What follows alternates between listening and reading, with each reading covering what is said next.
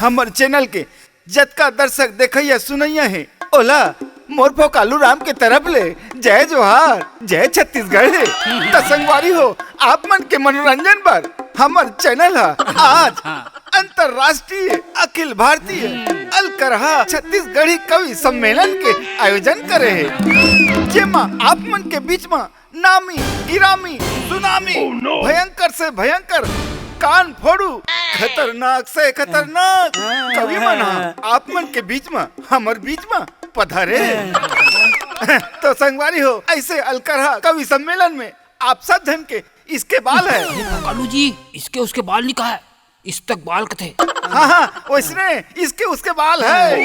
हाँ तो दूरिया ले पधारे नामचीन कुख्यात कवि हो आप सबके एक एक बाल है। ऐसे नहीं कहा है, तक कैसे कहते हैं यार? नामचीन कुख्यात नहीं, ख्वातीन हजरात आप सबके इस्तकबाल है कहा। हाँ तो दूरिया ले पधारे नामचीन कुख्यात कवि मन के एक एक बाल है। अब टोक पे मत भाई, चुपचाप बैठ अपन हिसाब से मुल्क करन दे। तो सब ले पहली अंबिकापुर सरगुजा ले पधारे कुख्यात कवि मुंह तोड़ू कान फोड़ू झगराहा चबनहा कवि कतमरहाराम और झटिया के स्वागत पर हमारे चैनल के अध्यक्ष सुनहराम यादव ला मुरझाए बसियाए पुष्प के साथ स्वागत करे बर मैं निवेदन करत हूँ। फिर ये तो सूद के है स्वागत है। मैं कतमरहाराम और झटिया अंबिका बोलने आया हूँ। अरे पहले पाछू दे बे, स्वागत तो करन दे। स्वागत विराजो कतमरहाराम और झटिया जी के लिए एक बार जोरदार ताली। अब हम स्वागत के कड़ी ला आगे बढ़ाते हैं तो हमार तो रायपुर से आए हमार कवि जपर्रा उंगर्रा बीमारहा मंदहा ऐसे कवि अजगर प्रसाद बम्फर के स्वागत के लिए मैं फिर से अनुरोध करता हूँ हमार सुनहराम यादव जी ला कि आए और ओकर पुष्पहार से स्वागत करें। जोरदार तालियां। संचालक महोदय, हार तो एक ही ठंडी से ओला तो गतमरहा जेल पहना दो, अब क्या करो? अरे करना का है, गतमरहा लेना गा और बम्फर लपाईरा। जोरदार ताली बम्फर जी के लिए। अरे कैसे करता यार? अरे वो झटिया जी हार की ठनारी से अरे दौना आइला मैं कब दूं यार ये मोरे पूछ ले, पेमेंट के बेरा गड़बड़ हो जी फिर सोच बात है। अच्छा आदमी इमोशनल ब्लैकमेलिंग करता है यार। अरे जल्दी दे ना। दे तो हां तो अजगर प्रसाद बम्फर जी के लिए एक बार जोरदार तालियां। मैं अजगर प्रसाद बम्फर ये वाला है। अरे पहले पाछू दे बे, पहले हाल दे। अरे हार मोरे रे यार, मैं नहीं जाऊं। पेमेंट समझ गया, ले ले यार। तो संगवारी हो अब दिल थाम के बैठे रहो काबर की अब आप मन के बीच में आवत है सुहानी मस्तानी दीवानी रात के रानी भिलाई के पानी जेकर हवे कोयली कसबानी श्रृंगार रस के प्रख्यात कवित्री सुश्री मोहनी मृगनयनी और ओखर स्वागत पर आवत है मैं सुनहराम यादव। हाँ सबेल तही कर डर बे तब मैं का यहाँ घंटा हला रहा हूँ। हाँ मैं फकालू राम यादव मोहिनी मृगनयनी जी के स्वयं स्वागत करूँ। कैसे करत हो दे हाल न मोला स्वागत करत रहे मैं फकालू राम यादव मशहूर कवि। ए महोदय चल तू चल जानो भाई, संचालक कैसे रहते हैं? ए मोहनी जी एक फोटो जाए, ए फोटोग्राफर हट मोहनी जी ये मेरा हो। अरे तुम्हारे संग काबर फोटो खिंचाई? अरे मैं आ जाको खिंचाना रहती तो मैं नहीं खिंचाता हूँ, पेमेंट कर दूँ समझ गए। नहीं बनते तुम्हारा बनते। मोहनी जी आसन ग्रहण करो। मोहनी जी ए मैं बैठाओ। ये मोहनी एक मिनट को ऊपर बैठ बे प्लीज आप में बैठो।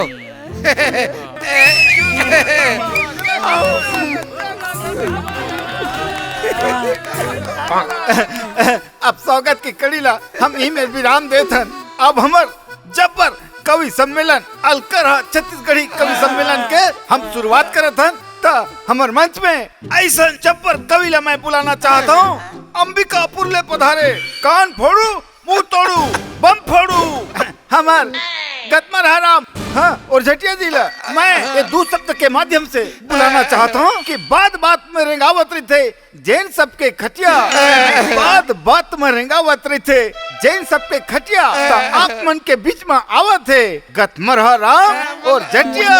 तो जोरदार ताली से कर स्वागत करो। आइए गतमरहाराम जी, आइए स्वागत है। आइए आइए सर, आइए महोदय जी। जय जोहार, जय छत्तीसगढ़। मैं गतपार हराम और झटिया। अब का है कि मैं यहाँ छोटे मोटे कवि सम्मेलन में जाबे नहीं करो, बिल्कुल मना कर दो, साफ मना कर दो। मैं इंटरनेशनल अंतरराष्ट्रीय कवि और मैं छोटे मोटे कवि सम्मेलन आता हूँ। लेकिन जब बोला मालूम हुई कि मोहनी बिग नैनी जी आओ थे, सच कहा तो मैं अपन आप रोक नहीं सके हूँ। मैं तत्काल स्वीकृति दे दे कि मैं आऊँ और आ गया हूँ। आप सबके साथ मेरी नैनी जी थोड़ी ध्यान दो। मैं आए मोहनी जी, मैं आपके सुरता पर एक शेर बनाए हूँ, तला ढीलना चाहता हूँ। इरशाद इरशाद, ढीलो ढीलो। ध्यान चाहूँ। शेर है कि जाऊं तोर सुरता कि जाऊं तोर सुर। मोहनी जी एक नहीं मेरा थे का थोड़ा मूड नहीं बना थे मेरा तो थोड़ी वो 4 लाइन है ना, एमा कुछ वजन बढ़ जाए मोहनी जी। ताली हो जाए एक बार मोहनी जी पर। अब आपके आए से ना मुर्शेर में आत्मा आगे, जान आगे, जीव आगे। आप शेर जिंदा हो गए मोहनी जी कि जाऊं तोर सुरता। मोहनी जी ध्यान दो ना कि जाऊं तोर सुरता ये दिल में समाए है। वाह भाई वाह, क्या बात है गतपार, दिल में समाए है। कि जाऊं तोर सुरता ये दिल में समाए है। वाह वाह, क्या बात है। ओला अपन दिल से मिटा दूं कि जौन तोर सुरता ये दिल में समाए हैं, ओला अपन दिल से मिटा दूं। बहुत खूब, बहुत खूब। अगर दगा देश कहूँ मोला मया माँ, दगा देश कहूँ मया माँ। अगर दगा देश कहूँ मोला मया माँ। आगे आगे, इरशाद इरशाद। वाह भाई वाह, तोर छोटे बहनी ला पटा लूं। क्या बात है गतपार, छोटे बहनी ले पटा लूं। वाह वाह भाई, क्या बात है, क्या बात है। वाह वाह वाह वाह। वो का है मोहनी जी, महू एक बार प्यार में धोखा खाए हूँ, तो वो बेवफा की सुरता माँ एक ठन शेर लिखे हो तो ढीलना चाहत हूँ।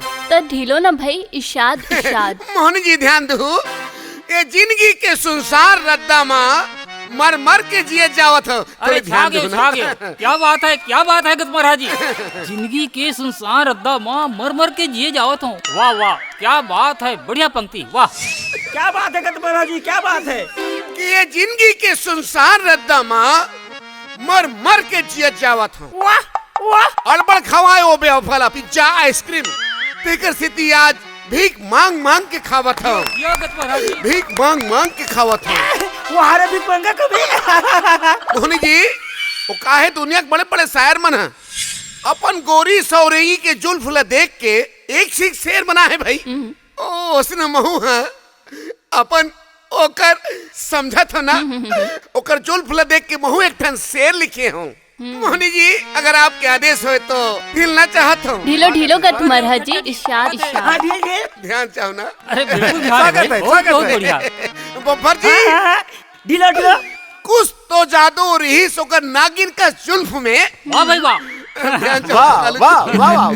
कुछ तो जादू रही ओकर नागिन का जुल्फ में। क्या बात है, क्या बात है। अकेला में रोज सहलावा है। वाह वाह।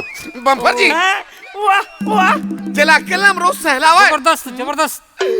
एक दिन लुका के देखे तब पता चलीस। वाह वाह वाह वाह, क्या बात है गतपाल जी। वाह वाह। जबरदस्त जबरदस्त। एक दिन लुका के देखे तब पता चलीस। अच्छा। अपन मुड़ी जुआ निकाल निकाल के खावे। मोहनी जी, मैं अपन संगवारी मन पर मतलब दोस्त मन ऊपर 4 लाइन लिखे हूँ। अच्छा, अगर आपके आदेश होए तो उल ढीलना चाहता हूँ। ले वहुला ढील डारो। स्वागत है, स्वागत है, स्वागत है, स्वागत है। ऐसे ध्यान चाहूँ मोहनी जी कि मोर खुशी के हिसाब कौन करही। फकालू जी, क्या बात है भाई, क्या बात है। मोर खुशी के हिसाब कौन कौन करही करही? और मोर गलती ला माफ कौन करही। अच्छा, क्या बात है, वंस मोर बम्फर वंस जी। मोर। मोर खुशी के हिसाब कौन करही, मोर गलती ला माफ कौन करही। हे भगवान, मोर जम्मो दोस्त ला सलामत रखबे। ध्यान चाहो अच्छा, फकालू जी, अच्छा। सुना? क्या बात है। हे भगवान, मोर जम्मो दोस्त ला सलामत रखबे, नहीं तो मोर बिहाव में नागिन डांस कौन करही। वाह भाई, वाह, वाह, वाह, वाह। ए बम्फर जी, आप बैठिए, बैठ जाओ। मोहनी जी मोर बचपन के जो दोस्त है ना, जिगरी दोस्त, ओकर मैं दुल्हन सुनाना चाहत हूँ। स्वागत है, स्वागत है। मोहनी जी अन्यथा मत लू, आप मोर दोस्ते बराबर हो, है ना? सुना जी, वाह वाह का ढीले ध्यान दो हो। मोहनी जी, है ना? दोस्त हा ऐसे दोस्ती निभाइस, दोस्त हा ऐसे दोस्ती निभाइस कि मोर सुते हुए आत्मा जाग गे। क्या बाबा बात जी है, ध्यान क्या दो, बात है? दोस्त ऐसे दोस्ती निभाइस कि मोर सुते हुए आत्मा जाग गे। वाह वाह, अतका गहरा रही समर दोस्ती, अतका गहरा रही। गहरा रही समर दोस्ती कि मोर गर्लफ्रेंड हा दोस्ते संग भाग गे। वाह वाह, क्या बात है, गर्लफ्रेंड है दोस्तों संग भाग गए। मोहनी जी जब दोस्त मोला धोखा दीस तब मैं क्या करे, ओला 4 लाइन में बयां करना चाहत हूँ, अगर आपके आदेश है तो। स्वागत है, स्वागत है, स्वागत है। ढीलो ढीलो ढीलो। अरे का होइस मैं खा गए दोस्ती में धोखा। दोस्ती में धोखा, वाह वाह। अरे का होइस कि मैं दोस्ती में खा गए धोखा। धोखा धोखा। अब महू लंका में आगे लगा हूँ। अच्छा भाई, वाह वाह। का होइस कि मैं दोस्ती में खा गए धोखा। बम्फा जी का होइस कि मैं दोस्ती में खा गए धोखा। महू लंका में आगे लगा हूँ, आगे लगा हूँ। ऐसे पासा फेंकू कि नानी याद दिला दूँ। वाह वाह, क्या बात है, अब महू कर गर्लफ्रेंड लपटा हूँ। क्या बात है, क्या बात है, क्या बात है। वाह वाह वाह वाह, क्या बात है कत्मला जी, जियो जियो। अब मोर आखिरी शेर है, कहना टाइम चाहता देखो हूँ, तुम। क्या सुनाना चाहता हूँ मोहनी जी। हो गए। अब आखिरी कहात बहुत हो गए। अब मैं आपसे क्षमा चाहता हूँ, समय बहुत हो गया है। और आदरणीय कवि मन बैठे हैं, नहीं, इंतजार करते थे अपन बाने नहीं, के। और आप बहुत चिल्ला रहे पब्लिक ला। नहीं, अब बैठा भाई, अब बैठा।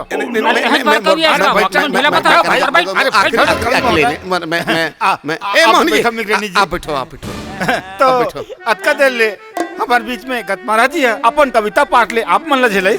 अब कवि सम्मेलन ला आगे बढ़ाते हुए रायपुर से पधारे हमार उंगहर्रा जपर्रा कवि भाई अजगर प्रसाद बम्फर जिला मैं मंच में आमंत्रित करता हूँ। निवेदन है ए 2 लाइन में ओकर सम्मान में बोलना चाहता हूँ कि दत्वन मुखारी करे नहीं नहीं नहवे महीना भर, कि दत्वन मुखारी करे नहीं नहीं नहवे महीना भर। अब आपके बीच में आवा थे अजगर प्रसाद बम्फर, अजगर प्रसाद बम्फर। आइए भाई बम्फर, आइए।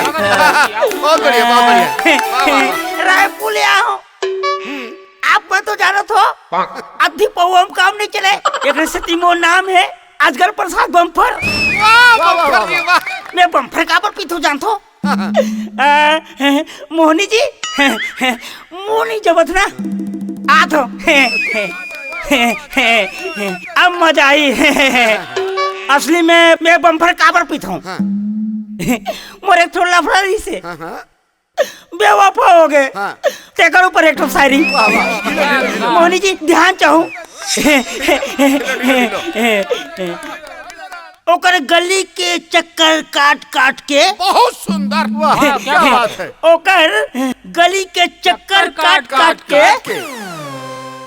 मैं कुकुर जैसे लाचार हो गया। क्या बात है। ओकर गली के चक्कर काट काट के मैं कुकुर जैसे लाचार हो गया। ओ बेवफा मोर तो नहीं हो सकी। बहुत सुंदर, बहुत सुंदर। ओ बेवफा मोर तो नहीं हो सकी। मैं कुकुर बन के सरदार हो गया।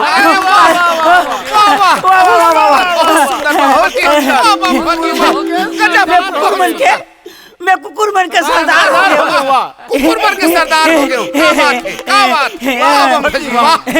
गतमरहा जी मैं आप बन के ध्यान चाहूँ। ओ कहे मैं पढ़ाई में थोड़ा गधा रहे हो, चाहे कूदा ही जाता रही से।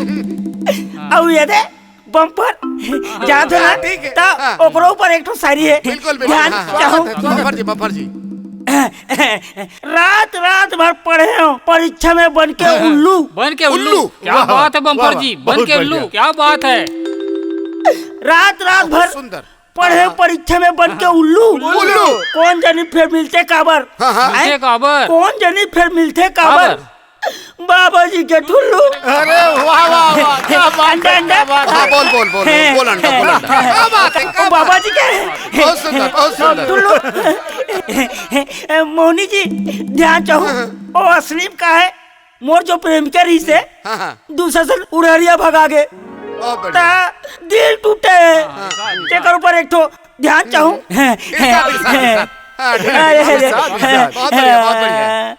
जावत हत्ते मोर जिंदगी ले दूर, हाँ, जावत हस ते मोर जिंदगी जिंदगी ले ले दूर। बहुत सुंदर, बहुत सुंदर, बहुत बढ़िया।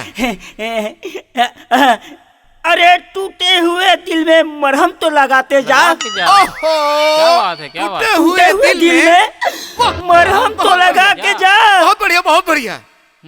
ते नहीं हाँ, तो दूसर सही, हाँ, ते नहीं तो दूसर सही। बहुत बढ़िया, बहुत बढ़िया। कम से कम ते अपन बहनी संग सेटिंग करा के तू जा, सेटिंग करा के तू जा। सेटिंग करा के जा। ओह, मोहनी जी आपके बहनी हुए तो मोर संग सेटिंग करा दे। वाह वाह क्या वाह, बात वाह, है वाह। बम्फर जी, बहुत खूब, बहुत बढ़िया, बहुत बढ़िया भाई। तो देखो अब रात पे आदमी अगला कविता में है ए बम्फर पर एक तो शायरी लिखे हो, ढीला ढीला तो टूटे हुए गिलास में घोलो जाम आथे, टूटे हुए गिलास में घोलो जाम आथे, क्या बात है। ब्लैक एंड व्हाइट मोबाइल में तको मैसेज तमाम आथे, अरे वाह, बहुत बढ़िया, बहुत बढ़िया। क्या बात है, क्या बात है। ब्लैक एंड व्हाइट मोबाइल में तको मैसेज तमाम आथे। वाह वाह क्या बात है क्या बम्फर बात जी। भाई। दारू हो चाहे पानी सबके कीमत है, बहुत दारू हो चाहे पानी सबके कीमत बहुत है। बढ़िया, बहुत बढ़िया। सबों की कीमत है। पानी खराब हो जाते हाँ। तब वो धोखा मत है। वाह वाह वाह क्या बात है, क्या बात है, वाह वाह। तब मोहनी जी मोर अगला शायरी है। हो गए अगला शायरी नहीं, अगला कवि भी है भाई। अब एकदम से तुम बैठ बैठ हो गए, बहुत हो गए। अरे अरे अरे आज भूखा है तैसे लगत है। तो फिर एक बार जोरदार ताली से स्वागत कर दो हमार भैया बम्फर जी के लिए। हमला मालूम नहीं रही से कि बम्फर जी है मनुष्य है कि साथ साथ में और कुछ है कि आज मालूम हुई से कि वो कुकुर के भी सरदार है। रात रात भर जागते तो उल्लू के भी प्रजाति के है। और पता नहीं 2-4 मिनट और इस मंच में तो कौन कौन सा जानवर के साथ ओकर रिश्ता जुड़ जाती। तो आओ ये बीच में प्यार मोहब्बत के एक माहौल बने हुए है और हमारे मंच में ऐसे प्रतिभाशाली महिला आए बैठे है। मैं कतका देर से अपन आपला थाम के रखे हूँ और मैं ही जाना था। अब कोई कविला ना बुलाते हुए समय बहुत कम है, मैं अपन आपला ही रखा था और वही प्यार मोहब्बत के 2 लाइन रखा था। मोहनी जी थोड़ा सा ध्यान दो, विशेष रूप से आपके लिए है यह। तोर झील कस आँखी में बुड़ जाते हैं, तोर झील कस आँखी में बुड़ जाते हैं, वाह, वाह। का मिर्गिन कस नैना पाए है। वाह वाह। तोर झील कस आँखी में बुड़ जाते हैं, का मिर्गिन कस नैना पाए है। तोर बदन है यहाँ ले ममावत है, मामत है। तोर बदन है तो यहाँ ले ममावत है। लागते आज बुढ़ मिजनी माटी बना है। क्या बात है, क्या बात है, क्या बात है। का मुड़ मिजनी माटी में नहाए है। मोहनी जी ध्यान चाहूँ। आओ मैं अगला लाइन और मैं जोड़ा था अपन कविता आगे बढ़ा। अच्छा संचालन तहिज करबे अरे और कविता तुम्हें भलो तो तहिज है करबे। अभी। हमें क्या करूं, चलो जी बैठ। अरे यार बजाओ बजाओ बजाओ। सालेला सुना जी। तो संगवारी हो ये पूरा मंच में दिल टूटे हुए कवि बना के अपन दुखड़ा रोवा थे। मैं बहुत धोखा खा गया हूँ ऐसा कवि मना बुला के। अब मैं माहौल बदलत हूँ, 4 ठन पंक्ति मैं पहली ढीलत हूँ। ढीला। सुनाओ मोहनी जी, विशेष रूप से ध्यान चाहूँ आपके। स्वागत। मैं चाहत हूँ तुम्हार जेब खाली हो जाए। वाह वाह मैं क्या चाहत बात है। हूँ कि तुम्हार जेब खाली हो जाए, बहुत सुंदर। तुम्हार घर मातम मोहर घर दिवाली हो जाए। अरे वाह धिक्कार है तुम्हार ये दारू पी पी के जीना। अरे धिक्कार है तुम्हार ये दारू पी पी के जीना।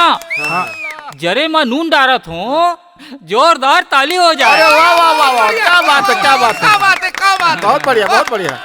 मैं 4 पंक्ति और पेश करत हूँ। मोहनी जी आपके दिल के बात रखना चाहता हूँ, ध्यान चाहूँ कि कारी कारी बादल पानी बरसाए बर आए है। वाह वाह कारी कारी बादल पानी बरसाए बर आए है। आहे बहुत बढ़िया, बहुत बढ़िया। ये मेचका मन मेचकी कर टरटराए बर आए हैं। आहा, क्या बात है। जिंदगी ले परेशान होके इन कवि लहुटे है आज। जिंदगी ले परेशान होके इन कवि लौटे है आज अपन अपन बाई के डर में, अपन अपन बाई के डर में यहाँ लुकाए बर आए हैं। और चार पंक्ति मोहनी जी बर अपन दिल के बात रखना चाहता हूँ।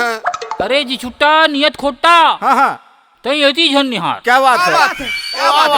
अरे जी छुट्टा नियत खोटा तई एती झन निहार। मोहनी संग मोर टाका फिटे तई आखी झन मार। नहीं तो देख ले बेटा, मोहनी के सैंडल और मोर जूता है तैयार। सोच समझ के कविता पढ़बे, नहीं ते बुहावे धारे धार, बुहावे धारे धार। क्या बात है, क्या बात। मोर अगला कविता के चार पंक्ति और सुनो गौर फरमाऊ। हो गए ना भाई, कत्का मोहनी चार वहाँ पंक्ति के हो। मोहनी जी बस। अरे अरे जेकर नाम से ये कवि सम्मेलन क्या आयोजन है। अरे चार पंक्ति। अरे व्हील बुलाना, व्हील समझ देना है। चल बैठ। मोहनी मोहनी मरे जाते तो संगवारी हो, दिल थाम के बैठे रहो। काबर की आप मन के बीच में आवत है सुहानी मस्तानी दीवानी, रूप के रानी भिलाई के पानी, मीठ मीठे जखर कोयली कसबानी, सिंगार रस के हमर कवित्री मोहनी मृगनयनी। तो जोरदार ताली के साथ स्वागत करो। अब ये दो लाइन मैं ओकर सम्मान में बोलना चाहता हूँ। तोर खूबसूरती ला देख के मृगनयनी जी ध्यान दे हो कि तोर खूबसूरती ला देख के चंदा ला घलो शरम आए हो ही। तोर खूबसूरती ला देख के चंदा ला घलो शरम आए हो ही। काबर की मोहनी जी आप ला भगवान हा बहुत फुर्सत में बनाए हो ही, बड़ा फुर्सत में बनाए हो ही। जोरदार ताली के साथ मोहनी मृगनयनी जी ला मैं मंच में आमंत्रित करत हूँ। वो आए और अपन मधुर वाणी ला सुनाए। अरे मैं मृगनयनी बनाया, तुम काबर झपाता हो। चल बैठ बैठ, चल बैठ। लो मृगनयनी जी ढीलो। बहुत बहुत धन्यवाद। अतेक बड़े बड़े कवि मन आए ओकर सामने मैं का कविता पढ़ूं। फिर जो मऊहा के बदबू फैला है ना, तेला धूर करे बर मैं कुछ सिंगार रस के कविता पेश करत हूँ। क्या बात है मोहनी जी, बहुत बढ़िया, बहुत बढ़िया मोहनी जी। तो शेर अर्जे है ध्यान चाहूँ। अरे बोलो बोलो बोलो मोहन जी। मोहब्बत में रंग आथे, क्या बात है। मोहब्बत में रंग आते, मोहब्बत में रंग आथे जब दिल से दिल मिलथे। अबे अरे का वाह करत हबे? ओ मोर बारे में बोलो से समझे? और बार नहीं किसरे साले मधा कतर के उम्र पर कहा थे मोहन जी। वाह वाह वाह, इरशाद इरशाद। आहा मोहब्बत में रंग आथे जब दिल से दिल मिलथे। मोहब्बत में रंग आथे जब दिल से दिल मिलथे। वाह वाह वाह वाह। फिर मुश्किल ये है कि दिल बड़ा मुश्किल से मिलथे। क्या बात है, दिल बड़ा मुश्किल से मिलते। तू बैठ बे, होशियार मारा था। मोर अगला कविता है स्वागत है। तोला प्यार करे बन नहीं आए, तोला प्यार करे बन नहीं आए क्या बात। और मोला प्यार के सिवा कुछ नहीं आए। अरे वाह, क्या बात जी। तोला प्यार करे बन नहीं आए और मोला प्यार के सिवा कुछ नहीं आए। तोला प्यार करे बन नहीं आए और मोला प्यार के सिवा कुछ नहीं आए। वाह वाह वाह वाह। ये दुनिया में जिए के सिर्फ दो तरीका है। तरीका है, वाह वाह। ये दुनिया में जिए के सिर्फ दो तरीका है। तो ही तरीका है। एक तोला नहीं आए और एक मोला नहीं आए। अबे साले मोले कहां से? अबे साले मोले मोला कैसे मोला मोला मोला मोला कैसे मोला करना चुप रहो। मैं नहीं दूँ। तमाशा लगा ले साले बना। अब मोर अगला कविता हवे ध्यान चाहूँ। बिल्कुल ध्यान है, बिल्कुल। अब तक कुंवारी बैठे हवो बर्बाद मोर जवानी होवत है। अब तक कुंवारी बैठे हवो बर्बाद मोर जवानी होवत है। घर से निकले माँ मोला बड़ परेशानी होवत है। घर से निकले माँ मोला बड़ परेशानी होवत है। क्या बात है। जियो जियो जियो। न सगाई होवत है न बिहाव होवत है, कैसे काटो मैं जिनगानी। न सगाई न बिहाव होवत है, कैसे काटो मैं जिनगानी। गानी कब आई है कुकुर मन के जातरी, इंतजार में भोंगरा छानी होवत है। मैं आ गया ना, मैं मोरे साले। अरे बोली मोर समझा कर समझा।